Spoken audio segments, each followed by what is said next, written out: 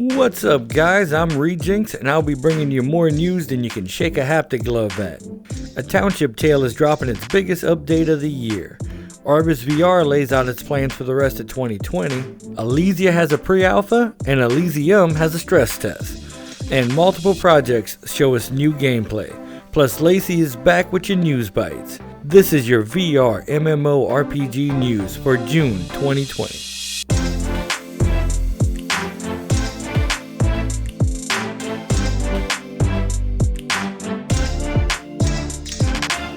June sure could be a great month for Township Tale players.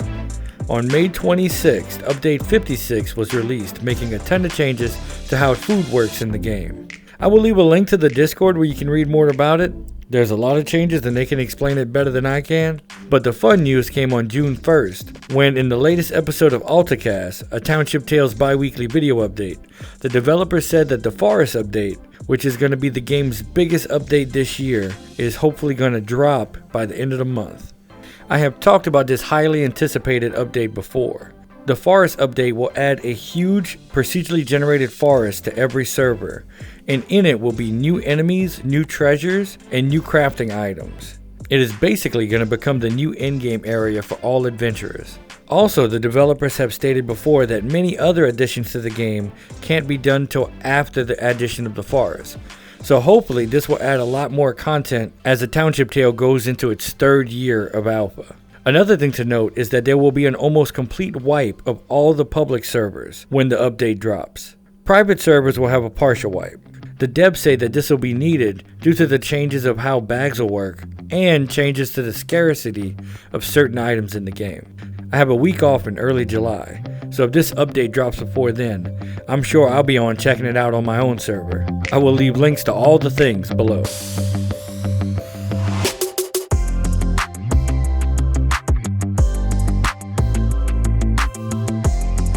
Enough with Tavern Talking, and on to Tavern Testing.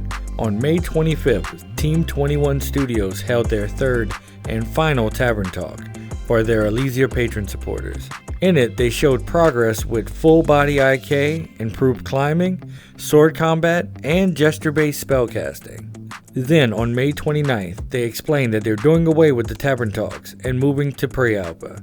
The pre-alpha will run the first 4 Fridays of every month, starting on June 5th. The servers will be on between 4 and 6 hours for each test, and will be available for the monthly patron supporters of their project. The dev said that they will also jump into each of the tests at the beginning to answer a few questions. These tests will be available for PC VR and Quest supporters. Now, Sega challenges you to experience Sega Scope 3D. 3D so real, it puts the action right in your face. Not even 3D effects like these can match what you'll see through these amazing Sega Scope 3D glasses. Games and accessories sold separately.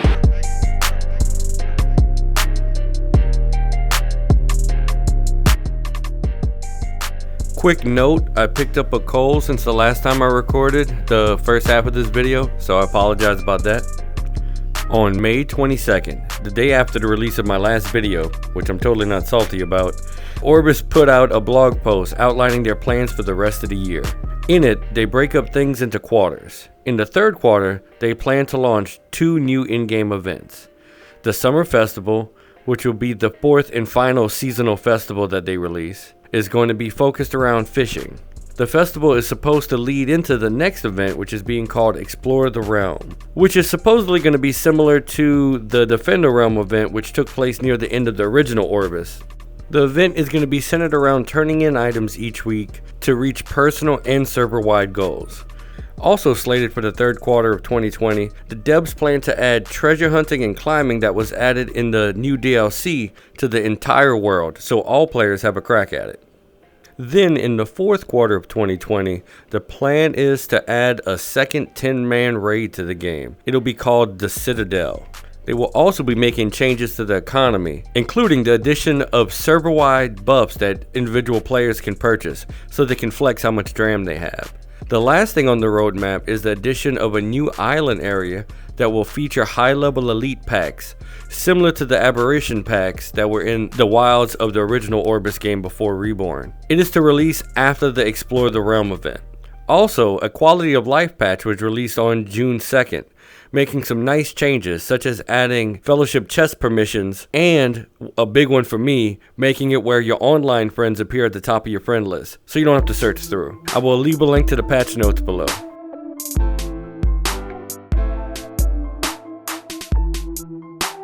On May 17th, Brian Carrillo, the developer behind Unbounded VR, posted a sneak peek at the extensive skill system he has been building for the game. Then he posted a few more videos over the next couple of days, one showing the alpha title screen, and the last showing off a little bit of gameplay and the in-game menu. Looks like he's been busy making steady progress, but no word yet on when the game will get into our hands. I actually did an interview with Brian about a month ago. I'll leave a link to that and his YouTube, I don't know, in the top right or in the description. It'll be somewhere. The year is 2021. It is no longer safe to transmit information, but there is a solution. Your storage capacity? I can carry nearly 80 gigs of data in my head. Input the data into the brain of a human courier, like Johnny Mnemonic. Hit me.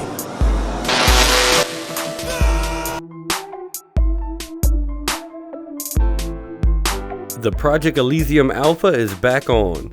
On May 24th, the team behind Project Elysium announced that they had fixed their game physics issues and that they were ready to move on to testing. Then on June 3rd, they had their first stress test, in which they tested their servers for 24 hours, inviting their backers to participate. This first test was desktop only, and the players could only see their characters through a third-person perspective. It looks like at its peak, the test had around 70 concurrent players. Also, the devs have started releasing daily updates on their forum and Discord, such as this animation of what faces will look like when players speak. To participate in the future alphas, you will need to purchase one of the Become Citizen packs on their website, and make sure to click Include Alpha Access button, which adds $33 US to the price.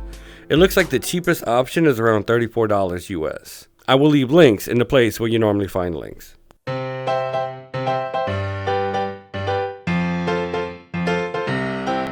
Hey guys, Lacey here with your Newsbites for June. HP announced their new Windows mixed reality headset, the HP Reverb G2. It's available for pre-order in the US and soon worldwide. It will feature floating ear speakers exactly like the Valve Index, the highest screen resolution of any headset, and 4-camera inside-out tracking. It will come with 2 newly designed controllers for a price of $599. Qualcomm has begun rollout of the first Wi-Fi 6E chips, which may lead to extremely low-lag wireless PC VR headsets. And just a few days ago, the team behind Never Dawn VR posted a short animation introducing their world. Here it is. The story starts at the end of an era and the beginning of a new one. 2 souls from another dimension similar to ours decided to unite, to create a new world, letting them flee their reality. A world born from their imagination, their memories, and their personality. What seemed to be an ideal world, magnificent and lush, where everyone can appreciate nature and landscapes. This world saw the birth of a new humanity, young and flourishing. Decades later, 2 trees saw the day at the creator's effigy, until the day where one of them began to corrupt. The hatred and pain of one creator grew.